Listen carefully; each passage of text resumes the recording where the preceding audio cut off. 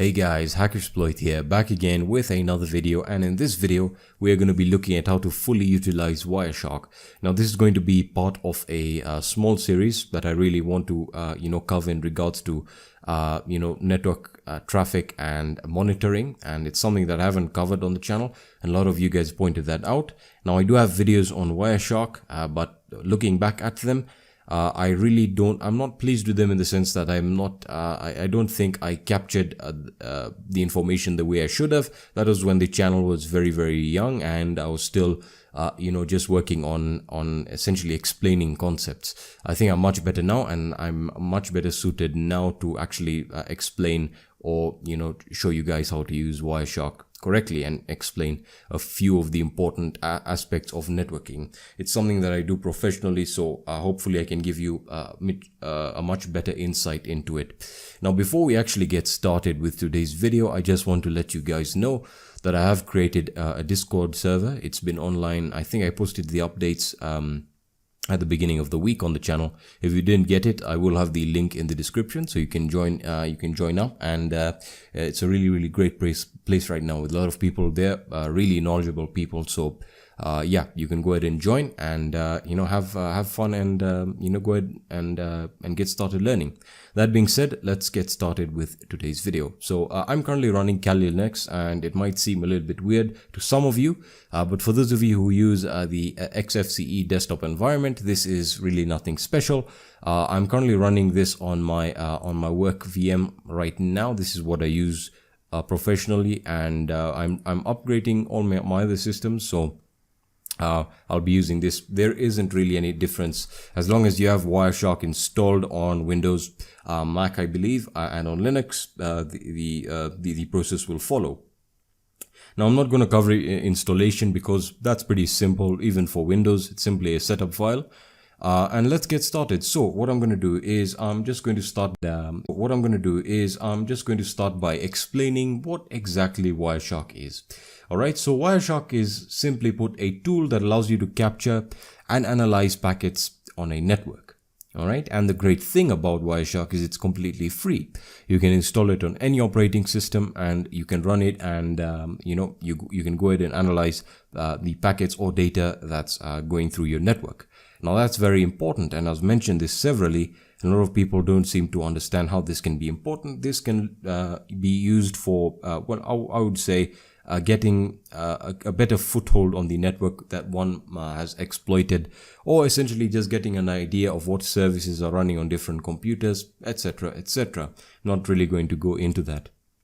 Now, I am going to say beforehand that if you really want to understand and get the most out of Wireshark, you really need to know the OSI layer or the OSI model, I would say, quite deeply, because Wireshark is used for networking, and I've mentioned to everyone who's asked me before what's the most important thing they should learn in the beginning before they get into penetration testing, and I always recommend learning networking, because it goes a long way and you'll have a better understanding of all different types of services, how data is sent from one computer to another, whether you're talking about a local network or you're talking about two computers communicating with each other over the internet. All right, so Wireshark essentially allows you to capture data on a network and allows you to analyze them, which is probably the most important thing, because we have many other traffic capturing tools like TCP dump that doesn't allow you to actually analyze them really in depth. Okay, so the data captured by Wireshark is captured in the form of packets. All right, so packets are essentially pieces or chunks of data on the network, and this is essentially how data is transferred over a network. It's transferred in the form of chunks or pieces of chunks called packets. All right, and this means that data can be sent in a manageable and efficient way. Now, I'm not going to go into the workings of packets. That's something that requires quite a bit of time, and hopefully I'll make a video on that, because I really want to cover networking. But here we go. So when we talk about how Wireshark does this, essentially what happens is Wireshark captures the data from the network interface. You specify the interface from which you want to capture data. Now this is very important. In my example, I don't have my wireless card right now, and if I did, I wouldn't be able to use it. When you want to capture data on a network that's not yours, or data that does not belong to your computer, then you'll need to have an interface that allows you to essentially an interface that can be put into monitor mode or a promiscuous mode, in which it can actually capture packets that do not belong to that computer and MAC address. I hope that that is understandable. So if you are planning to monitor data on a public Wi-Fi network, like most of you do when you go to coffee shops, well, many of you actually tell me this, and you want to boot up Wireshark, and the first thing you need to do is set your network interface card or your wireless adapter onto monitor mode. Now I'm running on Ethernet 0, which is connected in my case to a switch, and then that is connected to the access point. Now that means that I'll be able to capture any data that's going through the switch, which means all computers that are connected to that switch, I'll be able to get the data they're sending back and forth to and from the access point. Now, will you have Ethernet access on your local coffee shop? Not really. You're talking about a wireless network, which means in that case, you really need to have monitor mode. In my case, and it's a very unlikely case, you will probably never be connected to the Ethernet. That's if you are an attacker, or if you have direct access to a computer on the network, then you might be able to. But in my case, I'm simply trying to explain the inner workings of Wireshark and how it works, and the interface really.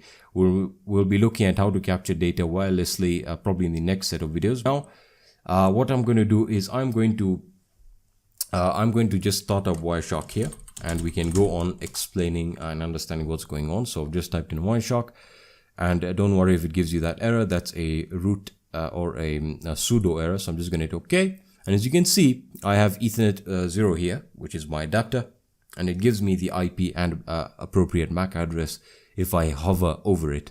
So I'm just going to double click on that, and Wireshark is going to start capturing all packets that are being sent to and from the switch, and so on and so forth. So I'm just going to let that run for a while, and I'm just going to stop that right now. All right, so let me just minimize that for a while.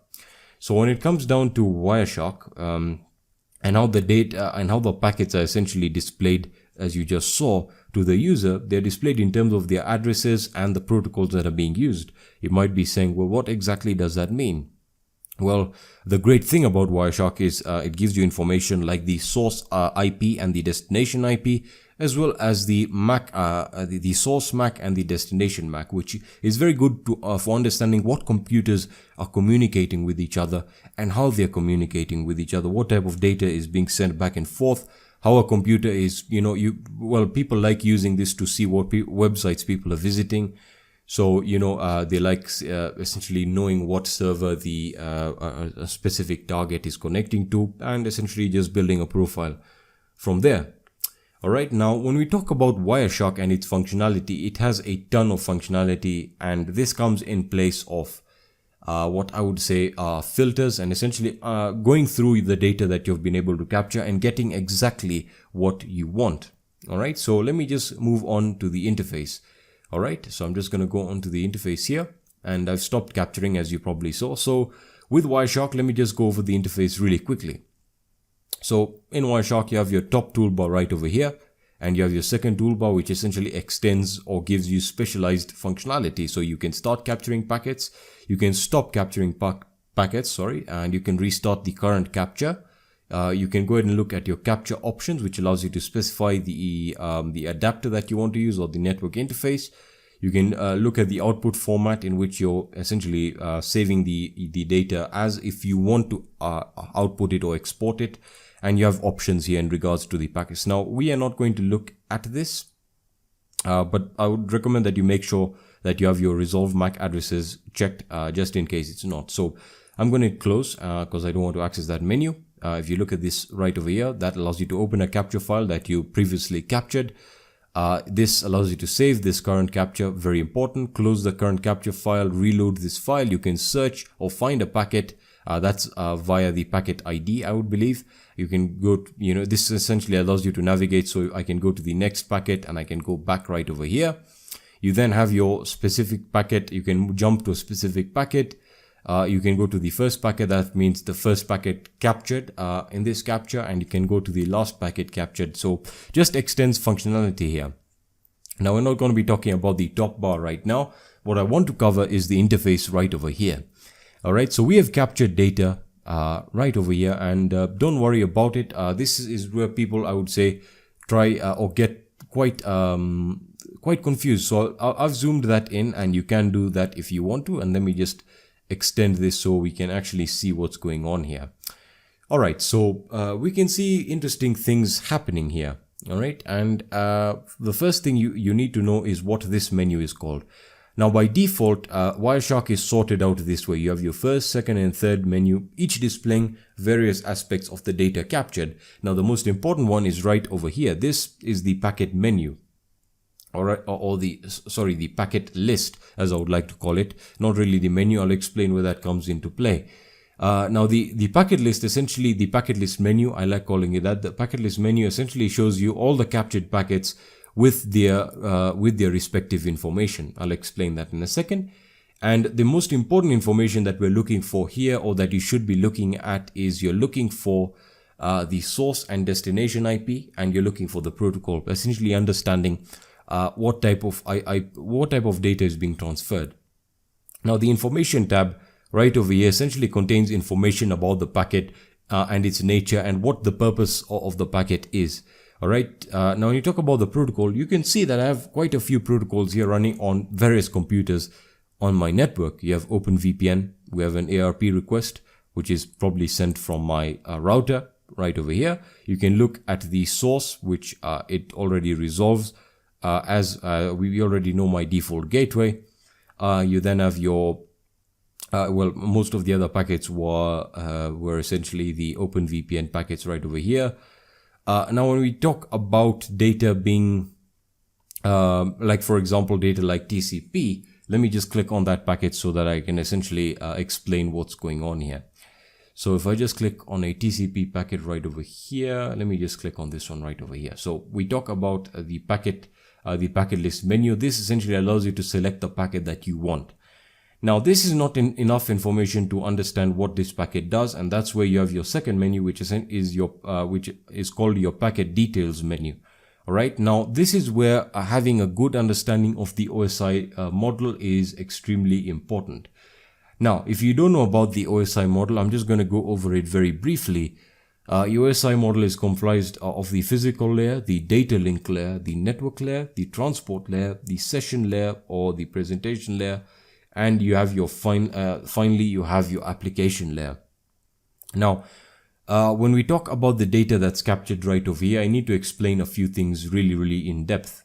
All right. Now, this the packet details menu will display information for the selected packet. So if I switch the packet, you can see it changes. It shows me the packet details for that specific packet. All right. So I've just clicked on this TCP packet that was captured, and it was sent from one of my computers with the following IP, and it was sent to the one of these computers right over here, which is probably one of my Windows operating systems right over here. So what we're talking about in regards to the details or the data captured here, you can see if we are to click on the frame. Now, it's very important to understand what a frame means.